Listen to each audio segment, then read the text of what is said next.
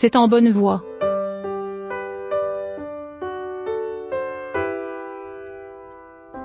Je croise les doigts, je suis encore fatiguée, mais je vais reprendre.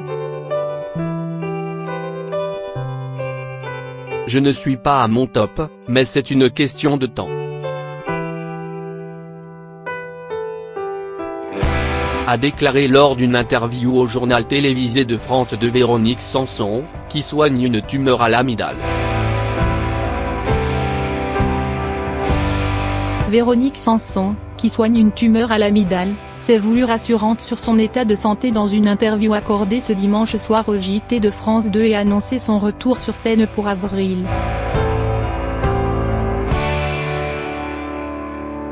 Apparue fatiguée par le traitement par radiothérapie qu'elle a suivi depuis le mois de septembre, mais très déterminée face à Laurent Delahousse. La chanteuse a assuré qu'elle se produirait le 24 avril au Palais des Sports de Paris, jour où elle fêtera ses 70 ans. 2 jours plus tard, elle chantera une deuxième fois dans cette salle, où j'étais la première femme à y donner un concert, a-t-elle précisé.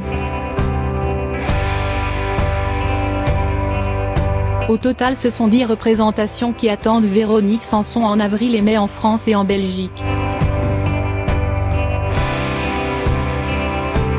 Le 11 septembre, elle avait annoncé être atteinte d'un cancer à la gorge, ce qui l'avait contrainte à annuler 11 concerts prévus en novembre et décembre.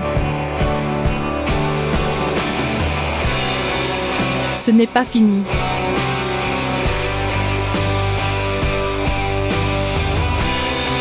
Au cours de cette interview enregistrée jeudi à son domicile en banlieue parisienne, Véronique Sanson a admis la nécessité d'encore se reposer. On ne peut pas faire autrement, parce qu'il y a des moments où descendre un étage, c'est crevant.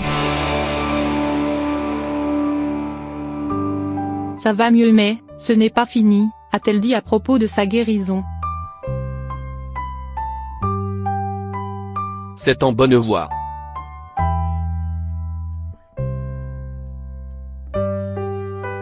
Je croise les doigts, je suis encore fatiguée, mais je vais reprendre.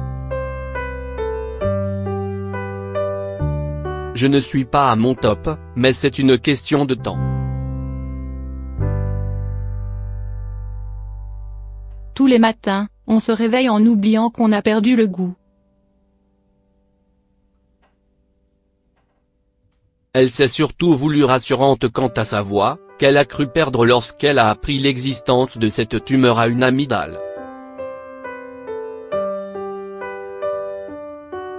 C'est la première chose qui m'a assise par terre parce que je me suis dit, si ça se trouve, je ne pourrai jamais retrouver ma voix, a reconnu l'auteure-compositrice-interprète de Vancouver. Mais mes cordes vocales sont nickel.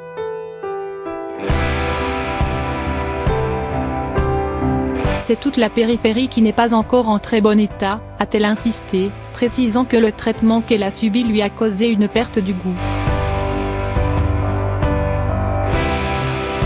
Tous les matins, on se réveille en oubliant qu'on a perdu le goût et on se dit tiens on va manger son croissant.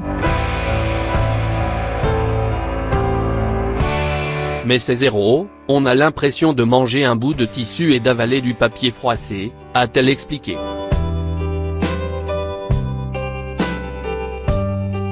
Au printemps, c'est surtout le goût de la scène qui la fera revenir au premier plan.